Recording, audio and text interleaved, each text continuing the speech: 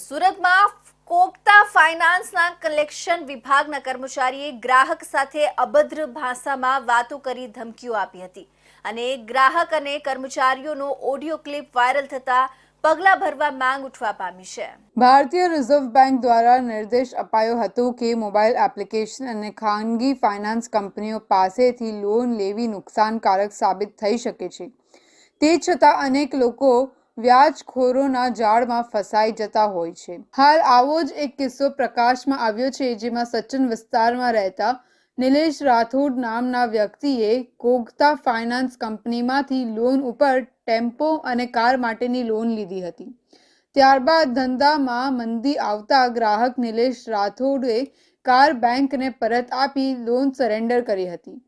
બીજો વાહન જે ટેમ્પો હતો, જેનો એક હપ્તો નિલેશ ચૂકી જતા તેમને ફાઇનાન્સ કંપનીના ઉઘરાણી વિભાગના કર્મચારી, જેની ઓફિસ અડાજણ ખાતે આવી છે, તે ઘનશ્યામ ગોહિલ નામના ઈસમે ફોન કર્યો હતો।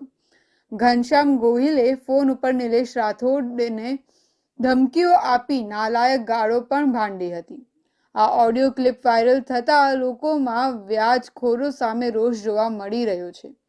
સરકારી બેંકો કરતાં ઊંચા વ્યાજે પૈસા આપતી આવી ફાઇનાન્સ કંપનીઓ સામે પગલાં ભરવા ખૂબ જ જરૂરી બન્યું છે। આ વ્યાજખોરો એક જ મોડસ ઓપરેન્ડીથી લોકોને હેરાન કરતા હોય છે, જેમાં ગ્રાહક પાસેથી લેવામાં આવેલા કોરા ચેક ઉપર મસમોટી રકમ ભરી તેને બેંકમાં નાખી રિટર્ન કરાવવી 138ની કલમ મુજબનો કેસ કરે છે।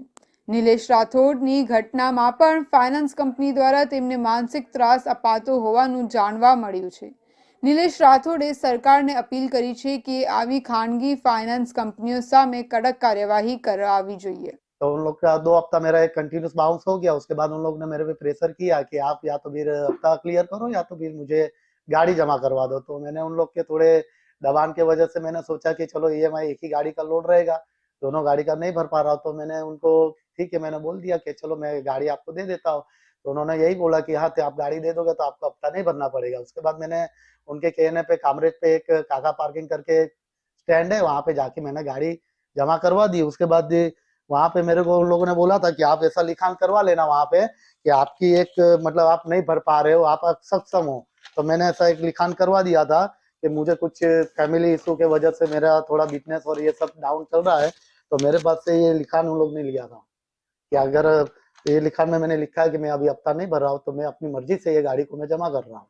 ગુજરાત રાજ્યના ગૃહમંત્રી દ્વારા વ્યાજખોરો સામે પગલાં ભરવા પોલીસને નિર્દેશ કરાયો છે અને પોલીસે અનેક વ્યાજખોરો સામે પગલાં પણ ભર્યા છે।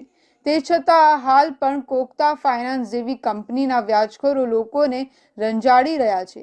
આ મામલે પોલીસ દ્વારા શું કાર્યવાહી કરાશે તે આવનારા દિવસોમાં સામે આવી જશે।